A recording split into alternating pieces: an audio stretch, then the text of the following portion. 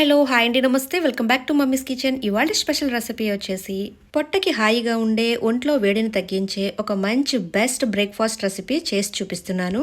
ఇప్పటిలా రకరకాల బ్రేక్ఫాస్ట్ లేని పాత రోజుల్లో, ముఖ్యంగా వేసవి కాలంలో తినే చక్కటి చద్ది అన్నాన్ని ప్రిపేర్ చేస్తున్నానండి. వారానికి 2-3 సార్లు ఈ చద్ది అన్నాన్ని పిల్లలైనా పెద్దలైనా తిన్నారంటే వంటికి చాలా మంచిది. ఇక వీడియోని ఎక్కడ కూడా స్కిప్ చేయకుండా చూడండి. ఈ టేస్టీ హెల్దీ చద్ది అన్నాన్ని ఎలా ప్రిపేర్ చేసుకోవాలో ఇప్పుడు చూద్దాము. ముందుగా నేను ఇక్కడ ఒక మట్టి గిన్నెను తీసుకున్నాను. మీ దగ్గర మట్టి గిన్నె లేకపోతే స్టీల్ గిన్నెలోనైనా చేసుకోండి. మట్టి గిన్నెలో ఈ చద్ది అన్నం ప్రిపేర్ చేయడం వల్ల కమ్మటి టేస్ట్ అనేది వస్తుంది. నేను ఇక్కడ ఉదయం వండిన అన్నం కాకుండా నైట్ వండిన అన్నాన్ని తీసుకుంటున్నానండి.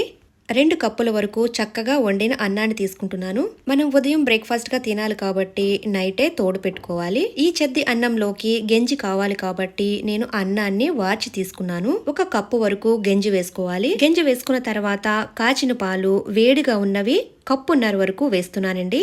వేడి పాలు వేయడం వల్ల ఇందులో వేసిన తర్వాత గోరువెచ్చగా అవుతాయి. నేను ఇక్కడ పాలు కప్పున్నర వరకు వేస్తున్నాను.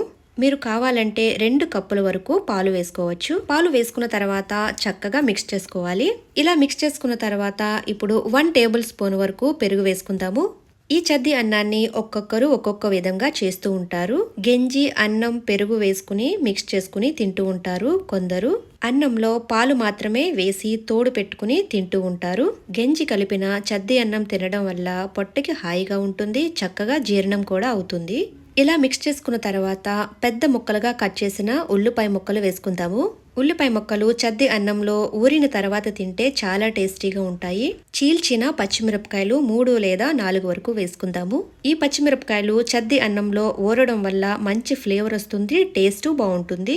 ఉల్లిపాయలు, పచ్చిమిరపకాయలు వేసుకున్న తర్వాత మూత పెట్టేసుకుని తోడు పెట్టుకుందాము.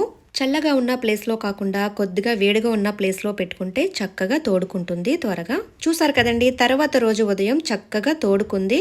ఈ చద్ది అన్నాన్ని మనం మట్టి గిన్నెలో చేసుకున్నాం కాబట్టి పులవకుండా కమ్మగా ఉంటుందండి. నేను చేసిన క్వాంటిటీలో చేస్తే ఇద్దరికి చక్కగా సరిపోతుందండి. కడుపు నిండా తినేయచ్చు. తోడుకున్న తర్వాత గట్టిగా ముద్దలా కనిపిస్తే కొద్దిగా వాటర్ వేసుకుని మిక్స్ చేసుకోవచ్చు. ఇప్పుడు ఇందులో టేస్ట్కి తగ్గట్టుగా 1/2 టీ స్పూన్ వరకు సాల్ట్ వేసుకుందాము. సాల్ట్ వేసుకున్న తర్వాత చక్కగా మిక్స్ చేసుకోవాలి. ఇందులో గంజి వేసుకున్నాం కాబట్టి వాటర్ వేయవలసిన అవసరం లేదండి. ఇలాగే చక్కగా తినేయొచ్చు. ఉల్లిపాయ నంచుకుంటూ మధ్య మధ్యలో పచ్చిమిరపకాయ కూడా నంచుకుంటూ తింటూ ఉంటే ఆ టేస్టే వేరండి. చూసారు కదండి, ఎన్నో ఆరోగ్య ప్రయోజనాలు ఉన్న, కడుపుకు చల్లగా ఉండే చద్ది అన్నాన్ని చక్కగా ప్రిపేర్ చేసుకున్నాము.